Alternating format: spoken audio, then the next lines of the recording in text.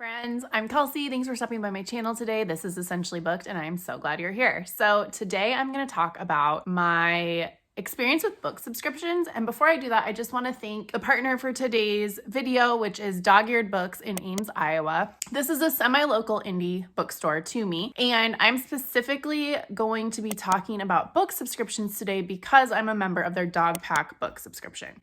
And this is one of my favorite book subscriptions I've been a part of. And so I wanted to shout them out. They reached out to me to promote this subscription. They recently launched a book subscription. They offer an adult version and a child's version. The adult is called the Dog Pack, and it is new release, hardcover, contemporary fiction.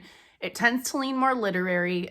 The books I've received so far have a feminist component, and that's very important to this bookstore. They don't offer like customized necessarily, but each month their booksellers are picking the book that they just want everybody to read. You can subscribe for as long as you want. You can do 1 month, you can do a year, whatever. If you happen to sign up for this subscription, you can put my name, it's Essentially Booked, in the comment. There should be a drop down, but if there's not, just in the checkout, just put Essentially Booked in the comment and then they'll know that I've sent you. It will help me out. It will help them out. They're just really trying to launch this, and I love this bookstore. I will be doing some footage there in a few weeks for Indie Bookstore Day, so you will see more then, but this bookstore is my favorite. They have a bookstore dog, a golden retriever named Lovey, and I just adore the bookstore, the selection, what they're doing for the community. They create safe spaces for our trans friends. They have done post-writing campaigns because where we live in Iowa, there's so much hatred coming out of our legislature, and they are making sure that our legislature knows we're not okay with that. That doesn't represent Iowa.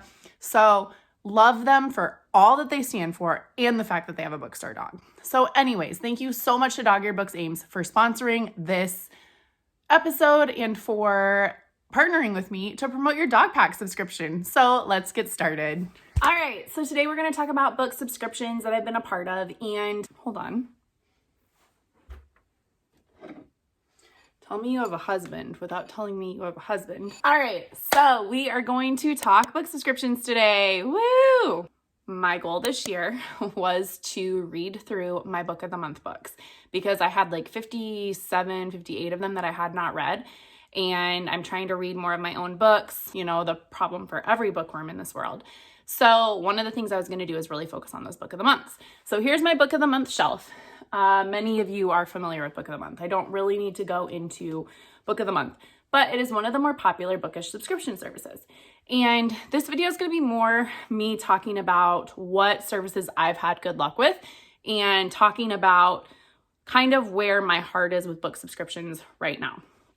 So my rule with book of the month is that I cannot re-up my membership until I read all of my books. But as I've been reading my book of the month book, first off, I tend to pick the more literary, less popular books. I'm not a huge thriller reader, and so the books that I still have on my shelf are ones that like I just haven't gotten to, or there's a lot of thrillers on here, which I'm honestly surprised about. But book of the month really is trying to get people to read more, and they're doing a great job.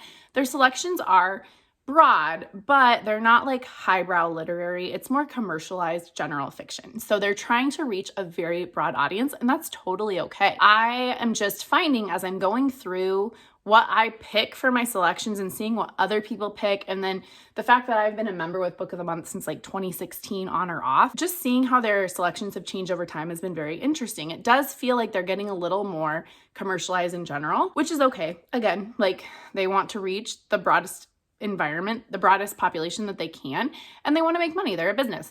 So if you can see on here, like I'm picking like Amor Towles' books, which he's very literary and just my fave. I got The Gentleman in Moscow from them at one point. They don't do a lot of fantasy, so that's one thing that like I found myself drawn to more. They have done some literary Elizabeth Strout, but every once in a while, you know, there's gems. And overall, you're gonna see a lot more mysteries, thrillers, romance, because that's what the population loves. And that again is okay. I'm just finding that for me, I might not re-up Book of the Month at the end of the year. I'm okay with that. I just might not do it because there's other subscriptions out there that fit my reading taste better. And again, All right, let's do this. So I have done 2 independent bookstore book subscriptions, and my favorite, actually, I don't really like this lighting. I guess that's better. That'll just have to do for today. So I have done 2 indie bookstore book subscriptions. So my first one that I'm going to talk about is Fabled. Fabled is a bookstore down in Waco, Texas. I got connected with them through the Currently Reading podcast. Their indie press list recommendations were so good, and then they launched their own bookish subscription. They've got 4 or 5 different options. So there was like one that was only nonfiction. One was The Guardian, which is what I subscribed to for a while, and that's like you really prize literature and quality works. And then there was a new release one with new release hardcovers that I then switched over to. And then there's like a jack of all trades option. But I really liked it. So these were the books that I got through Fabled. And I've read 2 of the 7. I found one of my favorite authors of all time through this subscription. So the very first month that I did The Guardian, and I was sent Hannah Coulter by Wendell Berry. And Wendell Berry is like an American modern classic author. He has a prolific backlist, but he has this series of books set around the Port William community. And these are extremely quiet novels. The writing is beautiful. And Hannah Coulter is just reflecting on her life. I talked about this last year as one of like my favorite books of the year. I think about this constantly. I've started to add more and more books to my collection. He's also a poet. And so he's now an author that I want to read all of his backlist. He has just very poignant thoughts about America and patriotism mixed in with agriculture because he is a farmer. And very introspective, very environmentally friendly. The way he has with writing, he has a book about American nationalism that I cannot wait to read because that is like so up my alley if you know anything about me. Through Fabled, I discovered Wendell Berry and Hannah Coulter and then the whole Port William membership. So these will be books you'll see me reading throughout on this channel as I just continue to sink deeper into this Port William membership community. They have just had some fantastic recommendations. The other book I read by them was The Love of My Life, and I didn't love this book, but I will say this book had the best representation of adoption that I've ever read. It plays with the stereotypes of adoption, and this is domestic infant adoption, not foster care or international. I am a domestic infant adoptive mom. We adopted my son at birth and like navigate an open adoption with his birth mother. This is the most accurate I've seen, and it doesn't shine adoption in a good light, which I think is so important because too often adoption is saviorized and it makes it a mess, and society thinks of adoption as a great thing, which sure, but there's just so much corruption and bad stuff in adoption too. This book just perfectly addresses some of those issues and doesn't shy away from the stereotypes and the hard things that we see in this world. Okay, so then other books. Their book buyer, Elizabeth, is the best at Fabled. Love and Saffron's one I will be reading here shortly. It's super short. If you know me and food, of course I'm reading that. There were a few that were totally off my radar. This one wasn't. This was actually a book of the month book, Darling Girl, but I got sent it through Fabled, and this is a Peter Pan retelling. And then I'd never heard of Lisa Scott Leone. A lot of people really like her, and so this is What Happened to the Bennetts. It seems like it's a legal thriller, so that might be something I will enjoy. A book of short stories by Laura Lippman. I don't read short stories, but I do love Laura Lippman, and so this is just very intriguing to me. I just haven't gotten to it. And then More Than You'll Ever Know by Katie Gutierrez. I've seen this on a lot of best of lists, year in review. It was a Good Morning America book club pick. They pick really good thrillers. I will say that I'm not a huge thriller reader, but every book I have gotten through Fabled that is a thriller, I like. So that probably says something about the type of thrillers I need to consume. Basically, if Elizabeth from Fabled is recommending it, I probably should at least give it a shot. It might not be my favorite, but I'll like it more than your book of the month thrillers. That's a thought. I really like Fabled because they had all these options, and I know the taste of their book buyers. So I knew that I would like generally what was recommended to me. That was with Fabled, and you can switch up your like type of books and stuff, which was really fun. So like I said, I started out as The Guardian, but then was a little nervous because I do own so many books that I was scared they would send me a book I already owned. And so I opted for their new release option, and it's gotten me a pretty nice stack of books to dive into that I think are really intriguing. I think with Fabled, just their notoriety and like the Currently Reading podcast friends group and just all the interactions I've had with them, they're worth following on social media. They're also worth subscribing to their newsletters if you can, because they do seasonal book previews and they recommend books that are coming, and you can watch them for free for now. I think they should charge because they are so good. They're really great at like narrowing down all the books out there. I have just been extremely pleased with them. And so this was a really fun bookish subscription. I canceled it because all my books, right? I just have a ton of them. My tripod is really clunky when I turn it. I need to fix that. So I decided I was going to cancel the subscription, kind of in the same vein as Book of the Month, like Kelsey, read your books. And then my favorite local bookstore launched a book subscription, and I was done. So my book buying ban as far as book subscriptions came to a pause, and here I am. I've re-upped book subscriptions, but for dog-eared books and Ames, I subscribed before they reached out to me. So I didn't subscribe because of that. For full transparency, I love this bookstore so much. One of my really good friends is their social media, so I'm biased, but I'm also not, because this bookstore is truly a gem. And like I said earlier in the video, this book subscription is new release, hardcover books, kind of the books that they just love.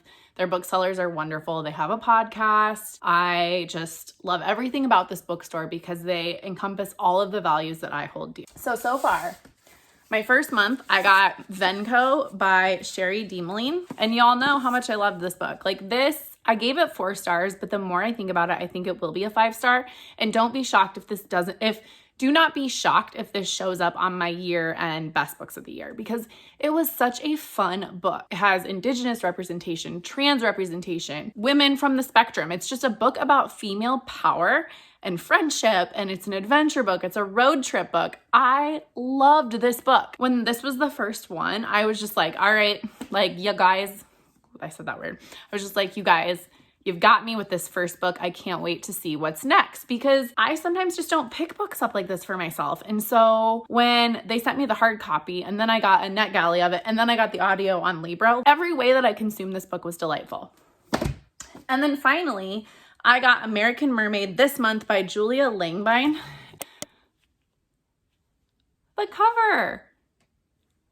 It's so pretty. Broke English teacher Penelope Schliemann is as surprised as anyone when her feminist novel American Mermaid becomes a bestseller. When a major studio offers her big money to turn the book into a Marvel-style action flick, she quits the job she loves and moves to Los Angeles for the promise of financial security. The studio pressures her to change her main character from a fierce, androgynous eco-warrior to a teen sex object in a clamshell bra. Strange things start to happen.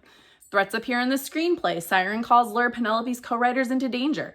Is Penelope losing her mind, or has her mermaid come to life enacting revenge for Hollywood's violations? I just think it sounds so fun. So obviously I'm 2 for 2 with them. I mean, I haven't read this yet, so I can't say that for sure.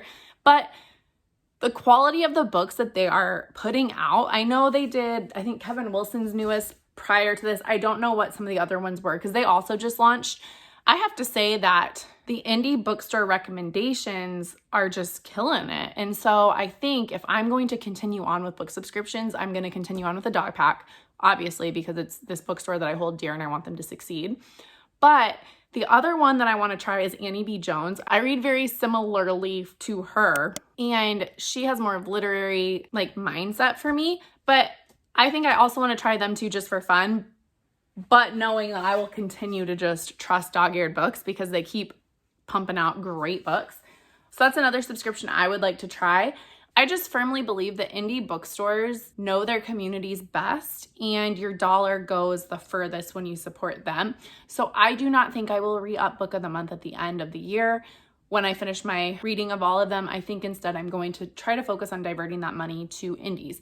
So trying to find, maybe it's sampling out other local indie bookstores, subscription services. This is the only one locally to me that has one, and they're like an hour away from me. So, local, but whatever. I just think that that's what I want to do with my own dollars. But if you have a bookish subscription that you love, even if it is Book of the Month, I really don't care, no judgment, because we all like what we like. I just would love to hear your love for whatever bookish subscription you subscribe to in the comments. I will say I did subscribe to Illumicrate, and you guys have seen my thoughts on that in other videos. I'm not going to talk about that here because Illumicrate's just a little different in that it's fantasy. They're like special edition books specifically made for Illumicrate, and then they put extra stuff in. This video is really about just strictly book subscriptions. And I mean, Illumicrate does count. I just did not feel like getting all of the items that came compiled, nor did I feel like I wanted to feature it. So if there is a book subscription you love, I would love to hear about it because maybe it'll be one I try out here in the future. There might be some vlogging series coming up, hint, hint, wink, wink, on these books. But all in all, like I said, I think my ultimate goal will be to subscribe to indie bookstores and to use their programs and their subscription boxes in the future versus re-upping like a national level subscription. Now, I might be biting my words. Like, I might just feel like I want some commercialized general fiction from Book of the Month, and that's okay. Like, I'm a mood reader. So you might see me re-up. Who knows? I'm just saying that going through this video, looking at what has been recommended to me from my bookstores, the thought that goes into the books from Fabled and Dog-Eared Books is good. And so that's just something I think I want to continue in the future. So if you've made it to the end, thank you so much for watching today. And please drop into the comments your favorite bookish subscription. I will interact with you guys down there. Thank you and have a great day.